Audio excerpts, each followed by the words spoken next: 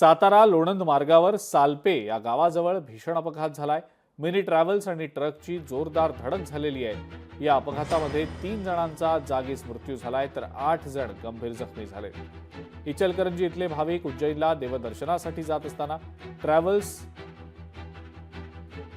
यांच्यामध्ये सालपे घाटात वळणावर जोरदार धडक झाली। अपघात इतका भीषण होता की ट्रॅव्हल्सचा अक्षरशः चक्काचूर झालाय। ग्रामस्थांनी घटनास्थळी धाव घेत इथलं मदत कार्य सुरू केलेलं होतं। आणि या अपघातासंदर्भात अधिक माहिती आपण जाणून घेणार आहोत। इम्तियाज मुजावर आपले प्रतिनिधी आपल्या सोबत आहेत सध्या।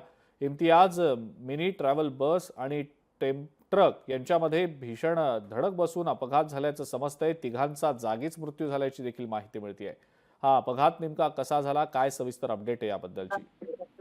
नक्कीच सातारा लोणंद महामार्गावर सालपे गावाच्या जवळच आज म्हणजे काल रात्री रविवारी मध्यरात्री 2:30 वाजताच्या दरम्यान मिनी ट्रॅव्हल्स आणि ट्रक यांच्यामध्ये समोरासमोर अपघात झाले आणि त्याच्यामध्ये जागीच 3 जण ठार झालेले आहेत। एकंदरीतच हा अपघात इतका जोरात होता की परिसरातील नागरिक रात्रीच त्या ठिकाणी जागे झाले होते आणि मदतीस त्या ठिकाणी पोहोचले होते।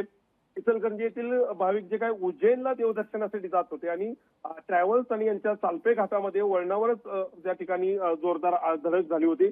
सालपे घाट हा अत्यंत वाहतुकीसाठी धोकादायक आहे। त्या ठिकाणी सध्या कामं घाटातली सुरू आहेत, मात्र जी संत गतीने सुरू असणारी कामं आणि ठेकेदारांचा मनमानी कारभार त्या ठिकाणी या अपघाताला कारणीभूत ठरला असल्याच्या प्रतिक्रिया देखील त्या ठिकाणी समोर आलेल्या आहेत। या अपघातामध्ये ट्रॅव्हल चालक सलमान इम्तियाज सय्यद राहणार शिरडोन आणि त्याचबरोबर कोल्हापूर येथील रजनी संजय ही राहणार वडगाव या त्या ठिकाणी जागीच ठार झालेल्या आहेत आणि गंभीर महिला ज्या आहेत त्यांना रुग्णालयामध्ये दाखल करण्यात आलेलं आहे। दरम्यान आज सकाळी माहिती मिळालेली आहे की उपचाराच्या दरम्यान त्यांचा देखील मृत्यू झालेला आहे।